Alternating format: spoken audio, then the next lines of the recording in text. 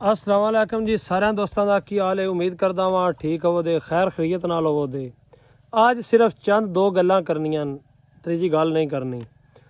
ਜਿਹੜਾ ਸਾਡੇ ਇਲਾਕੇ ਦੇ ਵਿੱਚ ਸਲਾਬ ਆਇਆ ਹੈ ਜਾਂ ਥੱਲੇ ਆਇਆ ਹੈ, ਜਿੱਥੇ ਜਿੱਥੇ ਵੀ ਆਇਆ ਹੈ, ਉਹਨਾਂ ਦੀਆਂ ਸਿਰਫ ਦੋ ਗੱਲਾਂ ਕਰਨੀਆਂ।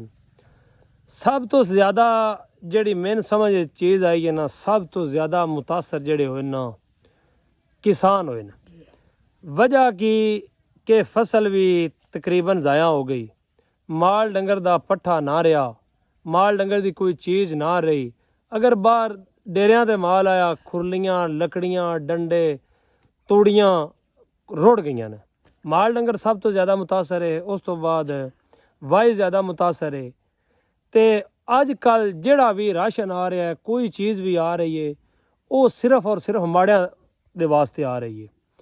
ਤੁਸੀਂ ਸਾਰੇ ਭਰਾ ਮੈਨੂੰ ਇਹ ਗੱਲ ਦੱਸੋ, ਜਿਹੜੇ ਬੰਦੇ ਮੇਰੀ ਵੀਡੀਓ ਵੇਖਦੇ ਪਏ ਨਾ, ਸਿਰਫ ਇਹ ਗੱਲ ਦੱਸੋ ਕਿ ਇਹ ਜਿਹੜਾ ਰਾਸ਼ਨ ਜਾਂ ਸੌਦਾ ਜਾਂ ਵੰਡਾ, ਕਿਆ ਗਰੀਬ ਜ਼ਿਆਦਾ ਮੁਤਾਸਰ ਹੋਇਆ ਹੈ?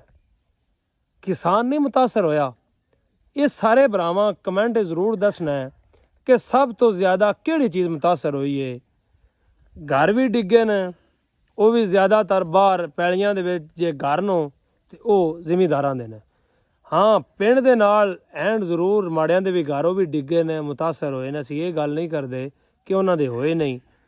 ते सारे भरा जरा कमेंट दसो कि किन्ना दा ज़्यादा नुकसान होया है। मैं अगर तुहानूं इस तो अगली वीडियो जिहड़ी है ना, वो इंशाअल्लाह मैं फसलों की पावांगा, जिहड़ी किसानां दी फसलां तबाह बर्बाद हो गई, हवेलियां, हर चीज़ तबाह बर्बाद हो गई है।